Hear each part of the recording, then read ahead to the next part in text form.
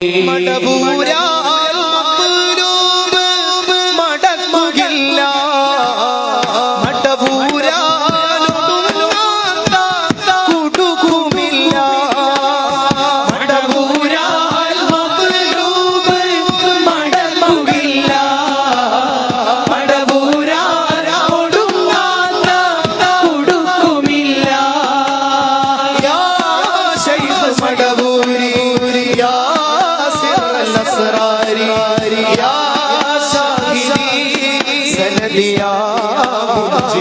മടപൂര് ഒറ്റക്കലാമ മടപൂര് ഒറ്റക്കലാമ മതിയായോ കലാമ മദ്ഹൂർ കലാമൽ അബ്ദുണ്ട് മുദ്റഹീം മടപൂരാര അടിയർക്ക് കുറുത്തിടല്ല. അസ്സലാമു അലൈക്കും. പ്രിയമുള്ളവരെ, CM മടവൂര് സംബന്ധമായിക്കൊണ്ട് നമ്മൾ നിരവധി വീഡിയോകൾ ചെയ്തിട്ടുള്ളതാണ്. ആ വീഡിയോകളിലൂടെ മുസ്ലിയാക്കന്മാർ പറയുന്ന പല കാര്യങ്ങൾ CM മടവൂർ എന്ന് പറയുന്ന ആളെ വളരെ വലിയൊരു ദർജയിലേക്ക് കൊണ്ടെത്തിച്ചുകൊണ്ട് ആ മടവൂര് ഒന്ന് കണ്ണടച്ച് പോയി കഴിഞ്ഞാൽ ഈ ഭൂമി ചലനങ്ങളൊക്കെ പ്രശ്നത്തിലാവും. അതുപോലെ തന്നെ ഫ്ലൈറ്റുകൾ അത് കൂട്ടിമുട്ടും, ട്രെയിനുകളൊക്കെ കൂട്ടിമുട്ടും. അതുപോലെ ഓടിക്കൊണ്ടിരിക്കുന്ന ട്രെയിനിനെ ഇങ്ങനെ നിർത്തിയ ആ ഒരു കഥകൾ, അതുപോലെ പലതരത്തിലുള്ള കഥകൾ നമ്മൾ കാണിച്ചിരുന്നു. നിരന്തരം നമ്മളത് സംബന്ധമായിക്കൊണ്ട് തന്നെ വീഡിയോകളും ചെയ്തിരുന്നു. എന്നാൽ ഇരു സമസ്ത എന്ന് പറയുമ്പോൾ EK വിഭാഗം സമസ്തയും അതുപോലെ തന്നെ AP വിഭാഗം സമസ്തയും, ചേളാരി സമസ്തയും കാരന്തൂർ സമസ്തയും, ഈ രണ്ട് സമസ്തയും അവരുടെ ഇതുപോലെ ഇങ്ങനെ പാട്ടും പാടി നടക്കുന്ന ആളുകൾക്ക് ഒരു നിർദ്ദേശം നൽകിയിരുന്നു. നിങ്ങൾ ഈ അന്തവും കുന്തവും ഇല്ലാത്ത കറാമത്ത് കഥകൾ പറയലൊക്കെ ഒന്ന് അവസാനിപ്പിക്കണം. ലോകം പലതരത്തിൽ, ലോകത്തുള്ള ജനങ്ങൾ പലതും കേട്ടും കണ്ടും മനസ്സുമെടുത്ത് പോയിക്കൊണ്ടിരിക്കുന്നുണ്ട്. കുറച്ച് പറയുണ്ടോ എന്നുള്ളത്. അതായത് കൊറോണ സമയത്ത് പണിയും തൊഴിലില്ലാണ്ടിരിക്കുന്ന ആളുകൾ ഒരു മൊബൈലുണ്ടെങ്കിൽ, കുറച്ച് ഐഡിയ ഉണ്ടെങ്കിൽ ഒരു യൂട്യൂബ് ചാനൽ തുടങ്ങുകയും അതിലിരുന്നിട്ട് ഇങ്ങനെ വളവള പറയുകയും ചെയ്യാം. ഞാനൊക്കെ ചെയ്യണ പോലെ തന്നെ ഞാൻ ചെയ്യുന്നത് ഒരാളെക്കുറിച്ചും കളവ് പറയുന്നില്ല. ചില ആളുകൾ ചില കളവുകളും വിഡ്ഢിത്തങ്ങളും വിവരക്കേടുകളും പറഞ്ഞത് അത് നമ്മൾ തിരുത്തുന്നു എന്ന് മാത്രം. ഇത് ചെയ്യേണ്ടവർ ചെയ്യുന്നില്ല. ചെയ്യേണ്ടവർ ശാഖാപരമായിക്കൊണ്ടുള്ള അല്ലെങ്കിൽ സംഘടനാപരമായിക്കൊണ്ടുള്ള സഹോദരന്മാർ തമ്മിൽ ഭിന്നിക്കുന്ന പണികൾ മാത്രമാണ് ചെയ്തുകൊണ്ടിരിക്കുന്നത്. എക്സ് മുസ്ലിങ്ങൾ എന്ന് അവകാശപ്പെടുന്ന ചില ആളുകളുണ്ട്, എക്സ്പയറായ മുസ്ലിങ്ങൾ. അവർ ഈ മുസ്ലിം ഉമ്മത്തിലെ യുവാക്കൾക്ക് ഇടയിലേക്ക് പലതരത്തിലുള്ള ചോദ്യശരങ്ങൾ എഴുതുകൊണ്ടിരിക്കുകയാണ്. അവർക്കതൊന്നും നോക്കാൻ സമയമില്ല. അവർക്ക് അവരുടെ സംഘടനയുടെ പോയുടെ കാലുമ്പോൾ മുടി കിട്ടിയമാതിരി അതിങ്ങനെ കെട്ടയച്ചും കൊണ്ടിരിക്കുന്ന പോലെ പണി. ചിലപ്പോൾ ഒക്കെ സംഘടന എന്നുള്ള ആ ഒരു ഇതിൽ ഇങ്ങനെ പറയുമ്പോൾ ചില ആളുകൾക്കൊക്കെ എന്നോട് ദേഷ്യവും വെറുപ്പും ഉണ്ടാവാറുണ്ട്. ദേഷ്യവും വെറുപ്പൊന്നും ഉണ്ടാവാറുണ്ട്. എല്ലാ സംഘടനകളോടും ഇഷ്ടമാണ്. പക്ഷേ നിങ്ങൾ ദീനുൽ ഇസ്ലാമിൻ്റെ പേരിലാണ് പ്രവർത്തിക്കുന്നതെങ്കിൽ ദീനുൽ ഇസ്ലാം ലാ ഇലാഹ ഇല്ലല്ലാഹ് മുഹമ്മദ് റസൂലുള്ളാഹി അതിലടങ്ങിയിട്ടുള്ള ഈ ലാ ഇലാഹ ഇല്ലല്ലാഹ് മുഹമ്മദ് റസൂലുള്ളാഹി കഴിഞ്ഞാൽ പിന്നെ അവിടുന്ന് ഇങ്ങോട്ട് പോരാണ്ടേ. അള്ളാഹ് പറഞ്ഞ കുറേ കാര്യങ്ങൾ ഖുർആനിലുണ്ട്, അള്ളാഹുവിൻ്റെ റസൂൽ പഠിപ്പിച്ച കുറേ കാര്യങ്ങളുണ്ട്. ഇതല്ലാതെ വെറുതെ എന്തൊക്കെ പറഞ്ഞുകൊണ്ട് ആ ഒരു ലെവലിൽ വിവാദത്തിലേക്ക് പോകുന്നില്ല, വിശദീകരിച്ച് പോകുന്നില്ല. ഇവിടെ പറഞ്ഞത് മടവൂർ എന്ന് പറയുന്ന CM മടവൂര്, ചിറ്റരിമേത്തൽ അബൂബക്കർ എന്ന് പറയുന്ന ബക്കവി ബിരുദമൊക്കെ എടുത്തിട്ടുള്ള ഒരാൾ, അയാളുടെ ജീവിതത്തിൻ്റെ അവസാന കുറച്ച് കാലത്ത് അദ്ദേഹത്തിന് വന്ന ചില മാനസിക വിഭ്രാന്തിയും അതുപോലെയുള്ള അവസ്ഥകൾ, ആ അവസ്ഥകൾ അന്ന് ചില ആളുകൾ ചൂഷണം ചെയ്തിരുന്നു. ആ മനുഷ്യൻ മരണപ്പെട്ടതിന് ശേഷം പിന്നീട് അതൊരു ബിസിനസ്സിൻ്റെ മേഖല തുറന്നുകൊണ്ട് പല ആളുകളും അത് ചൂഷണം ചെയ്യാൻ എടുത്തുകൊണ്ടിരിക്കുന്ന അവസ്ഥയുമാണ് പിന്നീട് നമ്മൾ കണ്ടത്. ഒരു ജാറൊക്കെ കെട്ടി, ഇസ്ലാമികമല്ലാത്തൊരു സിസ്റ്റമാണ് ജാറം എന്നുള്ളത്. ജൂതായുസാണത്. ജൂതന്മാരാണത് ഷിയാക്കൾക്ക് പഠിപ്പിച്ചു കൊടുത്ത് ഷിയാക്കളിൽ നിന്ന് ഇവർക്കും കിട്ടി. അങ്ങനെ ആ ഒരു ജാറൊക്കെ കെട്ടി ആ മനുഷ്യനെക്കുറിച്ച് ഇല്ലാത്ത കുറേ കഥകളും വമ്പുകളും പോരിശകളും പറഞ്ഞ് പാടി നടക്കുന്ന പല ജന്മങ്ങളെയും ഈ വേഷധാരികളായ, അതിനിടയ്ക്കൊരു കാര്യം പറയണ്ടേ, ഇങ്ങനെയൊക്കെ കാണുമ്പോൾ ഞാൻ തലയെക്കെട്ടുകാരെ എന്ന് പറയുന്നത്, തലയെക്കെട്ടിനെ ഞാൻ പരിഹസിക്കല്ല സഹോദരന്മാരെ. ഈ തലയെക്കെട്ടന്മാർ അതിൽ തലയെക്കെട്ടാത്ത ഒന്നുമില്ല. ഇവർ ഈ തലയെ കെട്ടി ഇറങ്ങുന്നത് കച്ച മുറുക്കുക എന്ന് പറയുന്ന പോലെ, പണ്ട് തച്ചോളി ഉദയനും അതുപോലെ അങ്ങനത്തെ ആളുകളൊക്കെ ഉണ്ടല്ലോ, ഓലൊക്കെ പോരാട്ടത്തിന് ഇറങ്ങുമ്പോൾ അവർ കച്ച മുറുക്കിയാണ് ഇറങ്ങുക അവരുടെ എതിരാളിയോട് പോരാടാൻ വേണ്ടിയിട്ട്. ഇവരുടെ തല മുറുക്കിയാണ് ഇറങ്ങുന്നത്. അപ്പോൾ പറഞ്ഞു വന്നത് തലയെക്കെട്ടിനെ പരിഹസിക്കല്ല, തലയെക്കെട്ടന്മാരെയാണ് പറയുന്നത്. പ്രത്യേകം ശ്രദ്ധിക്കുക, തലയെക്കെട്ടിനെ അതിനെ ഞാൻ ഒരിക്കലും പരിഹസിക്കുന്നില്ല. നമ്മുടെ ഇന്ത്യയിൽ തന്നെ ഒരു ജനവിഭാഗമുണ്ട്, ഒരു മതവിഭാഗം, അത് സിഖുകാരാണ്. അവർ തലയിൽ കെട്ടാറുണ്ട്. കൃപാണം എന്നാണ് അതിന് പറയുക. അത് നമ്മളിതുവരെ അവഹേളിക്കുന്നില്ലല്ലോ. തലക്കെട്ടിനെയല്ല പറയുന്നത്, തലയിൽ നിങ്ങൾ കെട്ടാണ്ടിരിക്കേ എന്ത് വേണം ചെയ്തോളേ.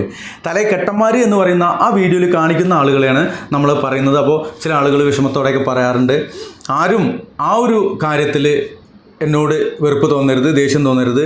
അവരോടും വ്യക്തിപരമായിട്ട് എനിക്കൊരു ദേഷ്യമില്ല, വെറുപ്പുമില്ല.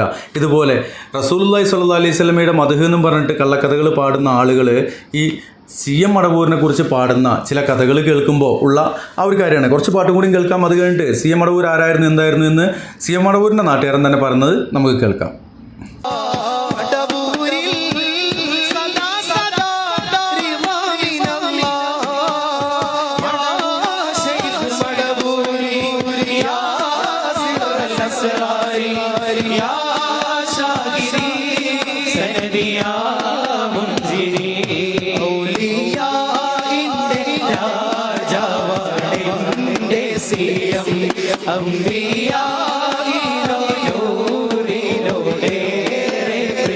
കേട്ടല്ലോ, അവിടെ അമിതമായിട്ട് വർണ്ണിക്കുകയും പുകഴ്ത്തുകയും മാത്രമല്ല, അവിടെ ചെയ്യുന്ന ആ ഒരു വാക്കുകളിൽ അപകടം പിടിച്ച വരികളുണ്ട്. അല്ലല്ലാത്ത ആളുകളിലേക്ക്, മടവൂർ അള്ളാൻ്റെ ഒരു അടിമയാണ്. കോടാനുകോടി അടിമകളിൽ വെറും ഒരു അടിമയാണ്. അള്ളാൻ്റെ റസൂല് പോലും അള്ളാഹുവിൻ്റെ അടിമയാണെന്നാണ് നമ്മൾ പറയാറുള്ളത്, ഇല്ലേ? കേട്ടിട്ടുണ്ടോ നിങ്ങൾ? ഇല്ലെങ്കിൽ അർത്ഥം ചോദിച്ച് പഠിക്കുകയും. അഷ്ഹദു അല്ലാ ഇലാഹ ഇല്ലല്ലാഹ് വഅഷ്ഹദു അന്ന മുഹമ്മദൻ അബ്ദുഹു വറസൂലുഹു. അടിമയും റസൂലുമായ അള്ളാൻ്റെ റസൂൽ സാധാരണക്കാരനാണെന്ന് പറഞ്ഞു എന്ന് ആരും പറയണ്ട. അള്ളാൻ്റെ റസൂൽ സാധാരണക്കാരനല്ല, വഹിയിൻ്റെ കയ്യൊപ്പുള്ള ആളാണ്, വഹിയുള്ള ആളാണ്, നുബൂവത്തുള്ള ആളാണ്, റിസാലത്തുള്ള ആളാണ്, പ്രത്യേകത ഉള്ള ആളാണ്. ഈ ആദം മക്കളുടെ ഒക്കെ സയ്യിദാണ്, അതിലൊന്നും സംശയമില്ല. എന്നാൽ റസൂലുള്ളാഹി സ്വല്ലല്ലാഹു അലൈഹി വസല്ലമ അള്ളാൻ്റെ അടിമയും റസൂലുമാണ്. നമ്മൾ അടിമകളാണ് നമ്മൾ. ഈ അടിമകളിൽപ്പെട്ട ഒരു അടിമയാണ്. എന്ത് ദർജ ഉണ്ട് എന്ന് പറഞ്ഞാലും ഒരു അടിമയാണ്. ആ അടിമനോടാണ് ഇവരെ വിളിച്ചു തേടുകയും പ്രാർത്ഥിക്കുകയൊക്കെ ചെയ്യുന്നത്. അപ്പോൾ ഞാൻ നേരത്തെ പറഞ്ഞ ആ വാക്കിനൊരു മറുപടി ഓലിയിൽ നിന്നുള്ള ഒരു ഉസ്താദ് എന്തോ പറയുന്നുണ്ട്. ഉസ്താദ് എന്നല്ല, വലിയ തങ്ങളാണ്. എന്താണ്, ഖലീൽ ബുഖാരി എന്നൊക്കെയാണ് അദ്ദേഹത്തിൻ്റെ ഇപ്പോഴത്തെ പേര്. പണ്ട് വേറെന്തോ പേരുന്നു, എന്തോട്ടെ, അതൊന്നല്ല നമ്മളുടെ വിഷയം. ഖലീൽ ബുഖാരി തങ്ങൾ നമ്മൾ ഇടയ്ക്കിടയ്ക്ക് വീഡിയോ ഒക്കെ ചെയ്യാറുള്ളതാണ്. വ്യക്തിപരമായിട്ട് അദ്ദേഹത്തോട് നമുക്ക് വിയോജിപ്പൊന്നുമില്ല. അദ്ദേഹം പറയുന്ന ചില കാര്യങ്ങൾ അദ്ദേഹത്തിൻ്റെ ആളുകൾക്ക് പറഞ്ഞു കൊടുക്കട്ടെ. അത് പൊതുസ്ഥലത്ത് വേദി കെട്ടി പറയുമ്പോൾ ചിലപ്പോൾ നമുക്കത് വീഡിയോ ആയിട്ട് കിട്ടുമ്പോൾ, അവരുടെ ആളുകൾ അത് ലൈവ് ഇടുമ്പോൾ അത് വീഡിയോ ആയിട്ട് കിട്ടുമ്പോൾ, അവരുടെ ആളുകളത് ക്ലിപ്പുകളാക്കിയിട്ട് പ്രചരിപ്പിക്കുമ്പോൾ അത് മറ്റു പല ആളുകളിലേക്കും പോയിക്കൊണ്ടിരിക്കുന്നുണ്ട്. അങ്ങനെ വരുമ്പോൾ എന്ത് ചെയ്യും, നമ്മൾ ചിലപ്പോൾ അതൊന്നെടുത്തിട്ട് ചെറുതായിട്ടൊന്ന് റിയാക്ട് ചെയ്യും. നമ്മളുടെ ഏറ്റവും ചെറിയ പരിമിതമായ ആ ഒരു നോളേജിൽ നിന്നിട്ട്, വലിയ അറിവൊന്നുള്ള ആളല്ല എങ്കിൽ പോലും നമ്മൾ പറയാറുണ്ട്. മനസ്സിലാക്കുന്ന ആളുകളുണ്ട്, കുറ്റപ്പെടുത്തുന്ന ആളുകൾ നിങ്ങളോട് ദേഷ്യമില്ല, അള്ളാഹു നിങ്ങൾക്ക് പുറത്തു തരട്ടെ എന്ന് തന്നെയാണ് പറയാനുള്ളത്. എന്തായാലും ഉസ്താദ് എന്താ പറഞ്ഞു നോക്കാം. ഖലീൽ ബുഖാരി തങ്ങൾ ഉസ്താദേ പറയും. പണ്ഡിതന്മാരെ, തലപ്പാവുള്ളവരെ വളരെ മോശക്കാരായി കണ്ടിരുന്നുവെങ്കിൽ ഇന്ന് ലോകം മുഴുവനും തലപ്പാവുള്ളവരെ, ഇന്ന് നമ്മുടെ നാട് തലപ്പാവുള്ളവരായിരിക്കുന്ന ഒരവസ്ഥയിലേക്ക് മൗലിദുകൾ, ദിക്റുകൾ, സ്വലാത്തുകൾ വീടിന്റെ അകത്തളങ്ങളിൽ ഒഴിഞ്ഞുകൂടിയ സമയത്ത് ഇന്ന് നാടുകളും ടൗണുകളും എല്ലാം മീരാത് പ്രകടനങ്ങളും ഘോഷയാത്രയും സജീവമാകുന്നത്. ഇങ്ങനെ തുടങ്ങി എത്രയെത്ര കാഴ്ചകളാണ് മഹാനായ ശൈഖ് നാസറുദ്ദീൻ മുസ്താദ് ഈ നാടിന്, രാജ്യത്തിന്, ലോകത്തിന് നൽകിയത്. നമ്മുടെ നാട് തലപ്പാവുള്ളവർ ആദരിക്കുന്ന ഒരവസ്ഥയിലെ വളരെ മോശക്കാരായി കണ്ടിരുന്നവർ.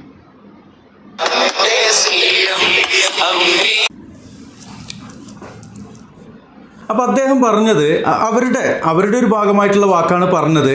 തലപ്പാവ് എന്നുള്ളതാണ് പറഞ്ഞത്. തലപ്പാവുകാർ ആരെയാണ് പറഞ്ഞത്? ഈ കൂട്ടത്തിൽപ്പെട്ട ആളുകളെ. ഈ മൂപ്പരും തലപ്പാവിൻ്റെ ആളാണ്. തലപ്പാവ് എന്ന് പറഞ്ഞാൽ തലയെക്കെട്ടന്മാരെന്ന് ഞാൻ മാത്രമല്ല, കാസിമി പറയാറുണ്ട്, പല ആളുകളും തലയെക്കെട്ടന്മാരെന്ന് പറയാറുണ്ട്. അപ്പോൾ അത്രയും നമ്മളും തലയെക്കെട്ട് എന്നുള്ളത് കൊണ്ട് മനസ്സിലാക്കേണ്ടതുള്ളൂ. ഇനി ഇവിടെ ഇദ്ദേഹം പറഞ്ഞ ഒരു വാക്ക്, ബഹുമാനപ്പെട്ട കാന്തപുരം എന്ന് പറഞ്ഞുകൊണ്ട് അദ്ദേഹം പറഞ്ഞു, തീർച്ചയായിട്ടും മുസ്ലിയാക്കന്മാർക്ക് ഇസ്സത്ത് ഉണ്ടാക്കി കൊടുത്തത് കാന്തപുരം തന്നെയാണ്. അത് ഒരു വീഡിയോയിൽ സൂചിപ്പിച്ചിരുന്നു, പല ആളുകൾക്കും അത് മനസ്സിലായില്ല. അതായത് ഉസ്താദന്മാർ മൊല്ലാക്കന്മാർ പിന്നീട് കുറച്ചും കൂടിയൊക്കെ ഒന്ന് സ്റ്റാൻഡേർഡായിട്ട് വരുന്ന, മൊല്ലാക്കന്മാർക്ക് സ്റ്റാൻഡേർഡ് ഇല്ലയെന്നൊന്നുമല്ല, പണ്ടത്തെ കാലത്ത് അന്നത്തെ സാഹചര്യം അങ്ങനെയാണ്. അങ്ങനത്തെ വസ്ത്രധാരണം വലിയ ഇതൊന്നുമില്ല, ചെറിയൊരു അയൽമുണ്ടും കെട്ടിയിട്ടുള്ള ആ ഒരു മൊല്ലാക്ക കൂട്ടത്തിൽ നിന്ന് വൈസിമാരും അതുപോലെയുള്ള ആ ഒരു കാറ്റഗറി വരൽ തുടങ്ങി.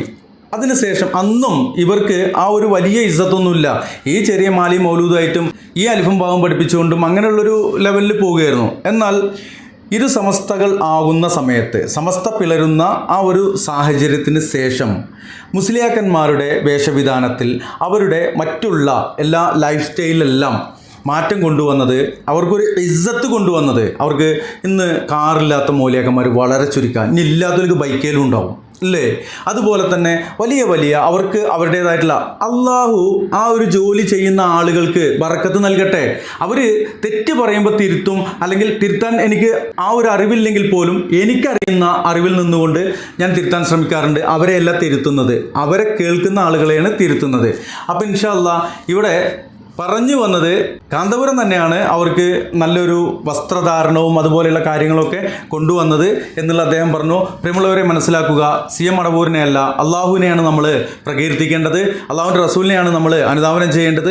ഞങ്ങളുടെ നാട്ടിലാണ് ഈ CM മടവൂർ എന്ന് പറയുന്ന വ്യക്തി ജീവിച്ചിരുന്നത്. ഞങ്ങളുടെ മഹല്ലിലാണ് അദ്ദേഹം ജീവിച്ചത്, ദർസ് നടത്തിയത്. ഞങ്ങളുടെ എല്ലാം മക്ബറ ആ മഹല്ലിൽ തന്നെയാണ്. 2 ദിവസം മുമ്പും ഞാൻ ആ പള്ളിയിൽ പരിസരത്തും പോയിട്ടുമുണ്ട്. ഞങ്ങളുടെ ഒരു കുടുംബത്തിൽപ്പെട്ട വ്യക്തിയുമാണ്. അദ്ദേഹം 991 മരണപ്പെട്ടത്. അതിനു മുമ്പ് അദ്ദേഹത്തിൻ്റെ ജീവിതത്തിൽ വിവിധ ഘട്ടങ്ങൾ ഉണ്ടായിരുന്നു. നമ്മളാരും തന്നെ അദ്ദേഹം ഒരു തട്ടിപ്പുകാരനാണെന്നോ മനുഷ്യരെ വഴിപിഴപ്പിക്കുന്ന വ്യക്തിയാണെന്നോ പറയാറില്ല. ഞാൻ 8ാം ക്ലാസ്സിൽ വെച്ച് എത്തിയ സന്ദർഭത്തിലാണ് അദ്ദേഹത്തെ അവസാനമായി കണ്ടത്. അദ്ദേഹം മരണപ്പെട്ടത് 91 33 വർഷങ്ങൾക്ക് മുമ്പ്. അദ്ദേഹം ഒരു പണ്ഡിതനായിരുന്നു, ഒരു വലിയ പണ്ഡിതന്റെ മകനായിരുന്നു. അദ്ദേഹത്തിന്റെ പിതാവ് കുഞ്ഞുമായ മുസ്ലിയാർ എന്ന് പറയുന്ന അവിടുത്തെ ഖത്തീബും മുദരിസും ഖാദിയൊക്കെ ആയിരുന്നു. അദ്ദേഹത്തിന്റെ മക്കളൊക്കെ ഇതേമാതിരി പണ്ഡിതന്മാരായിരുന്നു. ഇദ്ദേഹത്തിന്റെ ഈ അബൂബക്കർ മുസ്ലിയാർ എന്ന് പറയുന്ന ഈ CM വലിയുല്ലാഹി എന്ന് പറയുന്ന അദ്ദേഹത്തിന്റെ അനുജൻ സൈനുദ്ദീൻ മുസ്ലിയാർ എൻ്റെ ഉസ്താദാണ് മദ്രസയിൽ. ഈ CMന്റെ ജ്യേഷ്ഠൻ മുഹമ്മദ് മുസ്ലിയാർ നമുക്കൊക്കെ അറിയുന്ന ആളുകളാണ്. ഇവരൊക്കെ തന്നെയും വളരെ നല്ല സ്വഭാവത്തിൽ ജീവിക്കുകയും നല്ല നിലയിൽ പെരുമാറുകയും ചെയ്തിരുന്ന ആളുകളാണ്. അങ്ങനെ ബാക്കിയാത്തിലൊക്കെ പഠിച്ചു വന്ന് നാട്ടിൽ ദർസ് നടത്തിക്കൊണ്ടിരിക്കുന്ന സമയത്ത് ഇദ്ദേഹത്തിന് ചില മാറ്റങ്ങൾ കണ്ടു. പള്ളിയിൽ തന്നെ ഇരിക്കുക, ഖുർആൻ ഓതിക്കൊണ്ടേയിരിക്കുക, കരഞ്ഞുകൊണ്ടിരിക്കുക, വീട്ടിൽ പോവാതിരിക്കുക. ഇങ്ങനെ ആയ സമയത്ത് എന്തോ ഒരു മാറ്റമുണ്ട്, എന്തോ ഒന്ന് കിട്ടിയിട്ടുണ്ട് എന്നും പറഞ്ഞ ആളുകൾ പിന്നാലെ കൂടിയതാ. എന്നിട്ട് അദ്ദേഹത്തെ കോഴിക്കോട്ടേക്ക് കൊണ്ടുപോയി.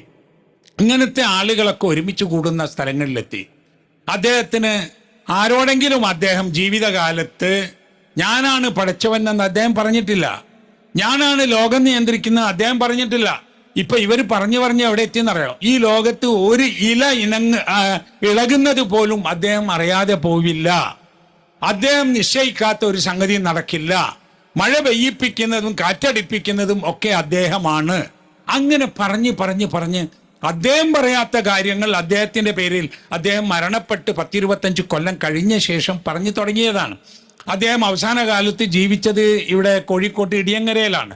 അദ്ദേഹത്തെക്കുറിച്ച് അവർ തന്നെ എഴുതിയ പുസ്തകത്തിലുണ്ട് 14 വർഷമോ 12 വർഷമോ മറ്റോ ഒരു വീടിന്റെ മുകളിൽ താഴെ ഇറങ്ങാതെ അയാൾ ജീവിച്ചിട്ടുണ്ട് എന്നാണ്. അതാണ് ജുമാക്ക് പോലും അദ്ദേഹം പോയിരുന്നില്ല എന്നാണ്, ജമാഅത്തിന് പോയിരുന്നില്ല എന്നാണ്. അദ്ദേഹത്തിന്റെ മാനസികാവസ്ഥ മനസ്സിലാക്കുന്ന ആളുകൾക്കറിയാം അദ്ദേഹം ജുമാക്ക് പോകണമെന്നില്ല. കാരണം തക്ലീഫ് ഉണ്ടാകുന്ന ഒരവസ്ഥയിൽ നിന്ന് അദ്ദേഹം മാറിക്കഴിഞ്ഞിരുന്നു.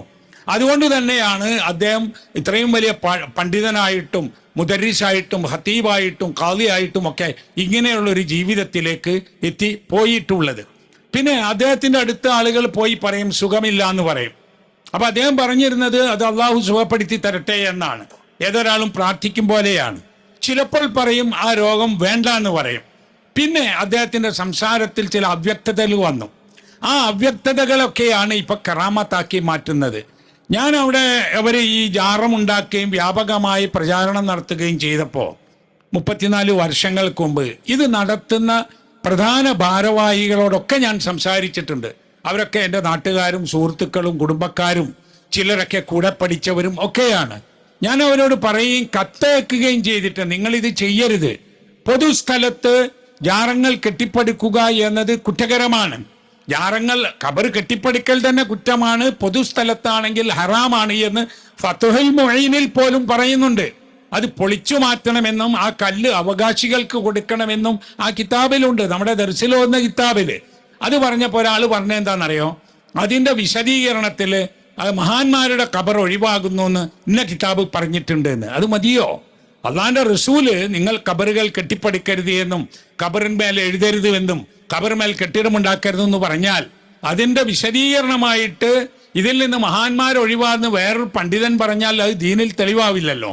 മാത്രവുമല്ല, കാലാകാലം ഇതിന്റെ അടിസ്ഥാനത്തിൽ വരുന്ന തിന്മകൾ, വിശ്വാസ രംഗത്തുണ്ടാകുന്ന പാളിച്ചകൾ, ബിദ്അത്തുകൾ, ഇതിനൊക്കെ നിങ്ങളൊക്കെ ഉത്തരവാദിയായിരിക്കുമെന്നും നേരിട്ട് പറയുകയും കത്തയക്കുകയും ചെയ്തിട്ടുണ്ട്. ഒരു പക്ഷേ അവരാരും തന്നെ ഇന്നത്തെ ഒരവസ്ഥയിലേക്ക് ഇത് എത്തുമെന്ന് വിചാരിച്ചിട്ടുണ്ടാവില്ല.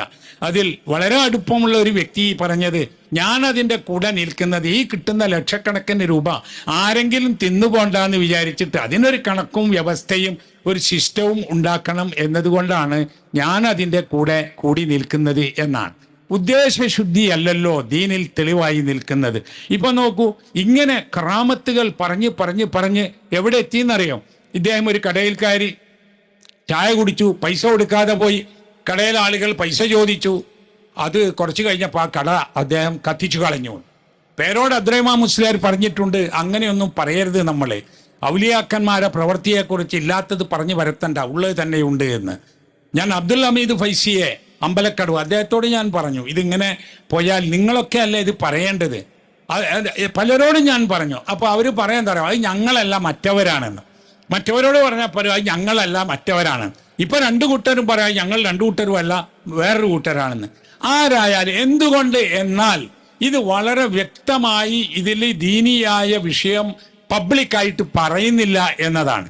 ചില ആളുകൾ വീഡിയോയിലൊക്കെ പറയുന്നുണ്ട്, ചില ആളുകൾ ചോദിച്ചാൽ പറയുന്നുണ്ട്. വിഷയം എന്താണെന്നറിയോ? ഇങ്ങനെയുള്ള ജാറങ്ങളും മക്കാമുകളും ഒക്കെ ഉണ്ടാക്കി കൊണ്ടുവന്നാൽ അത് നടത്തുന്ന ആളുകൾക്ക് കോടിക്കണക്കിന് രൂപയാണ് കിട്ടുന്നത്. ആളുകളെ സംബന്ധിച്ചിടത്തോളം ഇത് ശരിയാണോ അല്ലേ, ചരിത്രം ഏത് എന്ന് അന്വേഷിക്കാനൊന്നും കഴിയില്ല. ഞങ്ങളുടെ നാട്ടിലുള്ള ആളുകൾക്ക് ആർക്കും ഇല്ലാത്ത അനുഭവങ്ങളാണ്. മടവൂർ കാഫില എന്ന് പറഞ്ഞുകൊണ്ട് ഒരു മനുഷ്യൻ തെക്കൻ കേരളത്തിൽ നിന്ന് വന്നിട്ട് അത് അവിടെ കറാമത്ത് ഇവിടെ കറാമത്ത് എന്ന് പറഞ്ഞുകൊണ്ട് ഓരോന്നുണ്ടാക്കി വിടുന്നത്. ഇത് കാണുന്ന ആളുകൾ വേറെ ജില്ലകളിൽ നിന്നും സംസ്ഥാനത്ത് നിന്നും ഇതൊരു വലിയ സംഭവമാണ് എന്ന നിലക്ക് അങ്ങോട്ട് വരുന്നത്. ആളുകളെ സംബന്ധിച്ചിടത്തോളം അവരുടെ പ്രയാസങ്ങൾ, അവരുടെ രോഗങ്ങൾ, അവരുടെ പ്രശ്നങ്ങൾ അതാണ്. ഇതൊക്കെ മിക്കവാറും എവിടെ പോയി പറഞ്ഞാലും ഇങ്ങനെയൊക്കെ നടക്കുന്നതാണ്. ഇപ്പൊ വിവാഹം ചെയ്ത് 5-6 വർഷമായി കുഞ്ഞുണ്ടായില്ല. ഇദ്ദേഹത്തോട് പറഞ്ഞപ്പം പറഞ്ഞാലേ കുഞ്ഞങ്ങുണ്ടായിക്കോളൂ എന്ന്. നിങ്ങൾ പറഞ്ഞു നോക്കാണ്ട് അങ്ങനെ ആളുകൾക്ക് കുഞ്ഞങ്ങുണ്ടാവും ചിലർക്കൊക്കെ, അല്ലേ? അതുമാതിരി തന്നെ ചില അസുഖം പിടിപെട്ട ആളുകൾ അത് അള്ളങ്ങ് മാറ്റിത്തരും. നിങ്ങൾ പറഞ്ഞു നോക്കുക, അള്ളങ്ങ് മാറ്റിത്തരും എന്ന്. പല അസുഖങ്ങളും അങ്ങ് മാറും. ചിലപ്പം പറയാറുണ്ടല്ലോ, ചില ഗുളിയൊക്കെ കൊടുത്ത് ഡോക്ടർമാർ പറയും ഒരാഴ്ച കഴിഞ്ഞിട്ട് വരികയാണ്ടിന്ന് അറിയും. ഈ ഒരാഴ്ച കഴിയുമ്പോഴേക്ക് തന്നെ ഇവൻ്റെ രോഗം മാറിയിട്ടുണ്ടാവും. ഗുളിക കൊടുത്തില്ലെങ്കിലും മാറും ചിലതൊക്കെ. ഈ മാതിരി സംഗതികളെ അങ്ങോട്ട് മാറ്റുകയാണ്. എനിക്ക് പെൺകുട്ടിയാണുള്ളത്, ആൺകുട്ടിയാക്കി തരണമെന്ന് പറഞ്ഞപ്പോൾ ഇദ്ദേഹത്തോട് പറഞ്ഞാൽ അന്ന് ആൺകുട്ടിയാക്കിയിരിക്കുന്നു എന്ന് പറഞ്ഞു. അതുപോലെ തന്നെ മഴയുള്ള ഒരു ദിവസം ഒരു കല്യാണത്തിന് കുറിച്ചു കൊടുത്തപ്പോൾ അന്ന് മഴയല്ല, മഴയൊന്നും ഉണ്ടാവില്ല എന്ന് പറഞ്ഞുള്ളൂ. ഇങ്ങനെയുള്ള കാര്യങ്ങൾ പറഞ്ഞ് പഠിപ്പിക്കുകയാണ്. വളപട്ടണം റെയിൽ പാളത്തിൻ്റെ മുകളിലൂടെ അവിടെ ഒരു ട്രാക്കാണ് ഉള്ളത്. അപ്പോൾ അതിൻ്റെ മുകളിൽ പിന്നെ വണ്ടി നിർത്തിക്കേണ്ടി വന്ന ഒരു സന്ദർഭം ഉണ്ടായപ്പോൾ ഇദ്ദേഹം വണ്ടി നിർത്തിച്ചു എന്ന്. സൗദി അറേബ്യയിൽ ജയിലിൽ കഴിയുന്ന ഒരു വ്യക്തി അതിൽ കുടുങ്ങിയപ്പോൾ ഇദ്ദേഹത്തെ ഓർത്ത് ഫാത്തിഹ ഓതി നേർച്ചയായിരുന്നപ്പോൾ ഇദ്ദേഹം വന്ന് ജയിൽ തുറന്നു കൊടുത്ത് ആളെ രക്ഷപ്പെടുത്തി. ഇങ്ങനെ വിമാനം കേടുവന്നപ്പോൾ വിമാനം നന്നാക്കി കൊടുത്തു, കപ്പൽ കേട്. ഇതൊന്നും ജീവിതകാലത്ത് ഞങ്ങളാരും കേട്ടിട്ടില്ല. ഇപ്പോഴും ജീവിച്ചിരിക്കുന്ന അദ്ദേഹത്തിൻ്റെ ശിഷ്യന്മാർ നമ്മുടെ നാട്ടിലുണ്ട്, അവരുടെ കുടുംബത്തിൽപ്പെട്ടവരുണ്ട്. ഇവരാരോടും ചോദിച്ചു പോയാൽ അവരാരും തന്നെ ഇങ്ങനെ കേട്ടിട്ടില്ല. ഈ ഒരു 5 കൊല്ലത്തിന് ഇങ്ങോട്ടാണ് പറഞ്ഞ് CM മടവൂർ പടച്ചോനാണോ എന്ന് ചോദിക്കുന്നവർ പറയൂ അതെ എന്ന് പറയൂ. ഇനി എന്താണ് ബാക്കിയുള്ളത്? ഇനി എന്താ ബാക്കിയുള്ളത് എന്ന് ചോദിച്ചാൽ അനല്ലാ എന്ന് അദ്ദേഹം പറഞ്ഞിരുന്നു എന്ന്, അത് അണ്ടോണ അബ്ദുള്ള മുസ്ലിയാർ കേട്ടിട്ടുണ്ട് എന്ന് വേറൊരു കുട്ടി മുസ്ലിയാർ പ്രസംഗിച്ചു. അത് വിഷയമായപ്പോൾ പറയാണ് അത് ഹിക്കായത്തൻ അൻഹു എന്ന് പിന്നെ ഞാൻ പറഞ്ഞിട്ടുണ്ട്. അതിനെ പറ്റി അല്ല പറഞ്ഞത് ഇദ്ദേഹം ഇങ്ങനെയൊക്കെ കുടിക്കും മറിച്ച് തിരിച്ച് പറയേണ്ട കാര്യമല്ലല്ലോ. എത്ര ക്ലിയറാണ് ഇസ്ലാമിന്റെ തൗഹീദ്. ലാ ഇലാഹ ഇല്ലല്ലാഹ്, അല്ലാഹു അല്ലാതെ ഇലാഹില്ല എന്ന് പറഞ്ഞാൽ ലാ മഅബൂദ ബിഹഖ്ഖിൻ ഇല്ലല്ലാഹ്, അല്ലാഹു അല്ലാതെ ഇബാദത്തിന് തരപ്പെട്ടവനായി ആരുമില്ല. അദ്ദുആഉ ഹുവൽ ഇബാദ, ദുആയാണ് ഇബാദത്ത്. ഈ 3 കാര്യം മനസ്സിലാക്കിയാൽ മതിയല്ലോ. ദുആയാണ് ഇബാദത്ത്. ഇബാദത്ത് ആർക്കാണോ അവനാണ് ഇലാഹ്. ആ ഇലാഹ് അള്ളാഹു ആകുന്നു എന്ന് ഏതൊരു വിവരമില്ലാത്ത ആൾക്കും മനസ്സിലാക്കാൻ കഴിയുന്ന ലളിതമായ ഒരാദർശമാണ് ഇസ്ലാമിൻ്റെ തൗഹീദ്. അതിങ്ങനെ പറഞ്ഞ് പറഞ്ഞ് പറഞ്ഞ് വ്യാഖ്യാനിച്ച് ദുർവ്യാഖ്യാനിച്ച് ആർക്കും മനസ്സിലാവാത്ത അവസ്ഥയിലായി. എന്നിട്ട് എന്ത് വന്നു എന്നല്ലേ, അള്ളാഹു ഖുർആനിൽ ഔലിയ എന്ന് പറയുന്നത് തഖ്വയുള്ളവരാണെന്നും ആ തഖ്വയുള്ള മുത്തഖീങ്ങൾ ഗൈബിൽ വിശ്വസിക്കുന്നവരും നമസ്കരിക്കുന്നവരും സക്കാത്ത് കൊടുക്കുന്നവരും ദാനം ചെയ്യുന്നവരും അള്ളാഹുവിനെ ഭയപ്പെട്ട് ജീവിക്കുന്നവരുമാണ് എന്നൊക്കെ പറഞ്ഞിട്ടും തീരെ നമസ്കരിക്കാത്തവരും കുളിക്കാത്തവരും ഇസ്ലാമിക മര്യാദ സ്വീകരിക്കാത്തവരും ആയ ആളുകൾ മരണപ്പെട്ടാൽ വലിയാവുകയാണ്. ഇപ്പൊ ഓച്ചിറ ഉപ്പാപ്പയെ കുറിച്ച് പറഞ്ഞിട്ട് അവസാനം കേട്ടു അദ്ദേഹം ആരായിരുന്നു എന്ന് ആർക്കും അറിയില്ല, അദ്ദേഹം ഏത് മതക്കാരനാണ് എന്നും ആർക്കും അറിയില്ല. മരണപ്പെട്ടപ്പോൾ അവിടെ ജാറം ഉണ്ടാവുകയാണ്. കുഞ്ഞീദ് മദനി എഴുതിയ അള്ളാഹുവിൻ്റെ ഔലിയാക്കൾ എന്നൊരു പുസ്തകമുണ്ട്, KNM പ്രസിദ്ധീകരിച്ച. അതിൽ അദ്ദേഹം ഒരു തമാശ, ഒരു കഥ പറയുന്നുണ്ട്. അതായത് ആ തമാശ ഇന്നതാണ്. ഈ വീഡിയോ നിങ്ങൾ സ്കിപ്പ് ചെയ്താൽ 17,000 രൂപയാണ് നിങ്ങൾക്ക് നഷ്ടമാവാൻ പോകുന്നത്. എയർടെൽ ഉപഭോക്താക്കൾക്ക് 17,000 രൂപയുടെ പെർപ്ലക്സിറ്റി പ്രോ ആണ്. ഒരു സിദ്ധന്റെ കൂടെ അയാളുടെ ഒരു ശിഷ്യനും കൂടി, അവർ രണ്ടും കൂടി ഇങ്ങനെ പോകുമ്പോൾ ഒരു കഴുതയും ഒരു കുട്ടിയും കൂടെ ഇങ്ങനെ അവർ കൊണ്ടുപോകുന്നുണ്ട്. അങ്ങനെ തള്ളക്കഴുതക്ക് അസുഖം വന്നു, അതവിടെ മരിച്ചു, ചത്തുപോയി. അപ്പം ശിഷ്യനോട് പറഞ്ഞു ഈ കുട്ടിക്കഴുത ഈ കൊണ്ടുപോയിക്കോന്ന് പറഞ്ഞു. അവൻ അതിനെയും കൊണ്ടുപോയി. കുറേ കാലം കഴിഞ്ഞപ്പോഴേ ഒരു ജാറം പൊന്തിന്ന് കേട്ടു. അപ്പോൾ എവിടെയാന്ന് ചോദിച്ചു. അന്വേഷിച്ച് നോക്കുമ്പോൾ ഈ ശിഷ്യൻ സിദ്ധൻ അയാളുടെ കഴുത ചത്തുപോയപ്പോൾ അവിടെ ഒരു അതിനെ കുഴിച്ചിട്ടെടുത്ത് ചന്ദനത്തിരിയൊക്കെ കുത്തി പട്ടൊക്കെ ഇതാക്കി അവിടെ ആളുകൾ വരാൻ തുടങ്ങി. അപ്പോൾ ആരോ പറഞ്ഞു വേറൊരു ജാറുണ്ട് അപ്പുറത്ത്, അപ്പോൾ അവിടെ ആള് കുറഞ്ഞു. അപ്പോൾ ഇയാൾ അവിടെ പോയി ചോദിച്ചു. അപ്പോൾ അയാളെ ഉസ്താദാണ് അവിടെ ഉള്ളത്. അപ്പോൾ അയാൾ പറഞ്ഞു അവിടെ ആരാണുള്ളത്? അവിടെ അന്ന് നിങ്ങൾ തന്ന കഴുതൻ്റെ കുട്ടി. അപ്പോൾ ഉസ്താദ് ഇവിടെ ആരാ ഉള്ളത്? ഇവിടെ അതിൻ്റെ തള്ള. മനസ്സിലായി? അപ്പോൾ തള്ള ചത്തപ്പോൾ ഞാൻ ഇവിടെ കുഴിച്ചിട്ടു, അതൊരു ജാറമായി. കുട്ടി ചത്ത് ഇയാൾ അവിടെ കുഴിച്ചു. ഈ ജാറങ്ങളുടെ പിന്നാലെ പോയാൽ പലതിനും അഡ്രസ് പോലും ഉണ്ടാവില്ല. ഇപ്പൊ ഈ പറയുന്നത് അഡ്രസ് ഉണ്ട്, ചരിത്രമുണ്ട്, ആരാണെന്ന് അറിയാം, ഒക്കെ അറിയാം. എന്നാൽ നിങ്ങൾ നോക്കൂ, പലതും ആരാണെന്ന് അറിയില്ല. ഇപ്പൊ ഇവിടെ കോഴിക്കോട്ട് തന്നെ ഒരു പ്രമുഖ ജാറം ഒരാൾ നടത്തിയിരുന്ന ആൾ ആ ജാറം വിറ്റു, പൈസക്ക് വിറ്റു, നല്ല പൈസ കിട്ടി. അപ്പൊ ഇയാൾക്ക് വരുമാനം പോയല്ലോ. അയാൾ ബീച്ചിൽ അപ്പുറത്ത് പോയിട്ട് വേറൊരു പഴയ കബർ കണ്ടെത്തി, അത് നന്നാക്കി എടുത്തിട്ട് അത് മോടി പിടിപ്പിച്ച് ഇപ്പൊ അവിടെയും ആൾക്കാർ വരാൻ തുടങ്ങി. നല്ലൊരു ബിസിനസ്സായി മാറുകയാണ്. ഇത് ഇസ്ലാമിക വിരുദ്ധമാണ്. ഇപ്പൊ ആളുകൾ ഹജ്ജിന് പോകുന്നത് ഇത്തരം ജാറങ്ങളിൽ പോയി ദുആ ചെയ്തിട്ടാണ് ഹജ്ജിന് പോണത്. എന്തിനാണ് അതെന്നറിയോ? മക്കത്ത് പോയി ഹജ്ജ് ചെയ്യുമ്പോൾ പ്രയാസം വരാതിരിക്കാൻ ഇവിടെ പ്രസാദിപ്പിക്കണം, ഇവിടെ നേർച്ച നേരണം. എന്നിട്ട് പോവാണ്. അള്ളാന്റെ കഅബാലയത്തിന്റെ മുമ്പിലെത്തിയിട്ട് കഅബാലയം നോക്കിയിരിക്കുന്ന മനുഷ്യന് അയാളുടെ ഹജ്ജ് പ്രയാസം കൂടാതിരിക്കാൻ ഇവിടെയാണ് അതിന് പറയേണ്ടതെന്ന് വന്നാൽ, ഹജ്ജ് കഴിഞ്ഞ് സുഖമായി തിരിച്ചെത്തിയാൽ പല ആളുകളും അതിന് നന്ദി പ്രകാശിപ്പിക്കാൻ ഈ ജാറത്തിൽ തന്നെ പോയിട്ടാണ് പറയുന്നത്. അപ്പം ഇത് വലിയൊരു വ്യതിയാനമാണ് എന്ന് മനസ്സിലാക്കിയത് കൊണ്ടാണ് ഇസ്ലാഹി പ്രസ്ഥാനം അതിൻ്റെ ആദ്യ നാൾ മുതൽക്ക് എന്താണ് തൗഹീദ് എന്ന് വളരെ കൃത്യമായി പഠിപ്പിച്ചു കൊടുക്കുന്നത്, എന്താണ് ഷിർക്ക് എന്ന് പഠിപ്പിച്ചു കൊടുക്കുന്നത്, എന്താണ് ബിദ്അത്ത്, എന്താണ് സുന്നത്ത് എന്ന് പഠിപ്പിച്ചു കൊടുക്കുന്നത്. റസൂൽ സല്ലല്ലാഹു അലൈഹി വസല്ലം പറഞ്ഞല്ലോ, അവസാനം പറഞ്ഞ വാക്കുകളിൽ ഒന്നാണ് അല്ലാഹുമ്മ ലാ തജ്അൽ ഖബ്രി വഥനൻ യുഅബദ്. അല്ലാഹു എൻ്റെ ഖബറിനെ ആരാധിക്കപ്പെടുന്ന ഒരു വിഗ്രഹമാക്കല്ലേ. അല്ലാഹുമ്മ ലാ തജ്അൽ ഖബ്രി ഈദ, എൻ്റെ ഖബറിനെ ഒരു ഉത്സവ സ്ഥലമാക്കരുതേ എന്നൊക്കെ പറഞ്ഞത് ഈ സമൂഹത്തെ ബോധവൽക്കരിക്കാൻ കൂടിയാണ്. അതുകൊണ്ട് തന്നെ നമ്മുടെ പ്രവർത്തനം അവിരാമം തുടരണം. നമ്മൾ അഹ്ലുസുന്നത്തി വൽ ജമാഅയാണ്, നമ്മൾ യഥാർത്ഥ സുന്നി വിശ്വാസമുള്ള ആളുകളാണ്. അതുകൊണ്ട് തന്നെ ഷിയാക്കൾ കൊണ്ടുവന്നിട്ടുള്ള ഇത്തരത്തിലുള്ള തിന്മകളൊക്കെ അത് ഷിയായിസമാണ് എന്ന് നമ്മൾ പറയണം. ആരാണ് ലോകത്ത് ഖബറുകൾ കെട്ടിപ്പടുത്ത് തുടങ്ങിയത്? അത് ഷിയാക്കളാണ്. ആരാണ് നബിദിനാഘോഷം ആദ്യമായി തുടങ്ങിയത്? അത് ഷിയാക്കളാണ്. ആരാണ് മുദബ്ബിറുൽ ആലം? ഇപ്പൊ അലി റളിയല്ലാഹു അൻഹുവിനെ കുറിച്ച് മുദബ്ബിറുൽ ആലം ആണ് എന്ന് ചില ഷിയാക്കൾ പറഞ്ഞിട്ടുണ്ട്, അവരുടെ പുസ്തകങ്ങളിലുണ്ട്. ആ വാക്കാണ് ഇന്ന് നമ്മുടെ ഔലിയ വലി എന്ന് പറയുന്ന ആളുകൾക്ക് ഇവിടെ ഉപയോഗിക്കുന്നത്. അപ്പൊ നമുക്ക് പറയാനുള്ളത്, ഈ പറയുന്നത് മുഴുവൻ ഷിയാ വിശ്വാസമാണ്, യഥാർത്ഥ സുന്നികളുടെ വിശ്വാസമാണ് നമ്മൾ പറയുന്നത്. അഹ്ലു സുന്നത്തിന്റെ അഖീദയാണ് നമ്മൾ പഠിപ്പിക്കുന്നത്. നിങ്ങൾ നോക്കൂ, ഇസ്ലാമിൽ ഒരുപാട് ചരിത്രങ്ങൾ വന്ന കൂട്ടത്തിൽ എടുത്തു നോക്കിയാൽ അറിയാം. ഇപ്പൊ റസൂൽ സല്ലല്ലാഹു അലൈഹി വസല്ലമയുടെ വാക്കുകൾ നോക്കിയാൽ, ഖബറുകൾ കെട്ടിപ്പടുക്കരുത്, ഖബർമേൽ നടക്കരുത്, ഖബർമേൽ കെട്ടിടമുണ്ടാക്കരുത്, ഖബർമേൽ എഴുതരുത്, ഇങ്ങനെയല്ലാതെ അതിൽ നിന്ന് ഏതെങ്കിലും ഒന്ന് ഒഴിവാണെന്ന് പറഞ്ഞിട്ടില്ലല്ലോ. സഹാബത്തും അങ്ങനെ തന്നെയാണ് ചെയ്തത്. ഖലീഫമാരോ മറ്റ് സഹാബികളോ താബിഈങ്ങളോ അവരുടെ കാലത്ത് മരണപ്പെട്ടു പോയ ആളുകളുടെ ജാറങ്ങൾ ഉണ്ടാക്കി വെച്ചിട്ടില്ല. അത് പിൽക്കാലത്ത് 3 നൂറ്റാണ്ടും കഴിഞ്ഞ ശേഷമുണ്ടായ ഒരു ഏർപ്പാടാണ്. അതുകൊണ്ട് തന്നെ നമ്മൾ ഈ ചരിത്രം പറഞ്ഞു കൊടുക്കണം. എന്താണ് അഹ്ലുസുന്ന, ആരാണ് യഥാർത്ഥ സുന്നികൾ എന്ന് പറയണം, എന്താണ് തൗഹീദ് എന്ന് പറയണം, ഏതാണ് യഥാർത്ഥത്തിലുള്ള അഖീദ എന്ന് പറയണം. അങ്ങനെയാണെങ്കിൽ പിന്നെ ആളുകൾ ആലോചിക്കും. ഞാൻ വ്യക്തിപരമായി ഈ വിഷയം ഒരുപാട് ആളുകളോട് സംസാരിച്ചു. എവിടെ? മടവൂരിലുള്ള ആളുകൾ, ഇതൊക്കെ ആയി ബന്ധപ്പെട്ടവരോട്. അവർ പറയുന്നത് നമുക്ക് അങ്ങനെ ഒരു വിശ്വാസം ഇല്ല എന്നാണ്. CM മടവൂർ പടച്ചവനാണെന്ന് ഞങ്ങൾക്ക് വിശ്വാസമില്ല എന്നാണ്. അദ്ദേഹം മുദബ്ബിറുൽ ആലമാണ് എന്ന് ഞങ്ങൾക്ക് വിശ്വാസമില്ല എന്ന്. എന്നാൽ നിങ്ങളെല്ലാം കൂടി ഞങ്ങൾക്കിതൊരു വിശ്വാസമില്ല എന്ന് പറയണ്ടേ?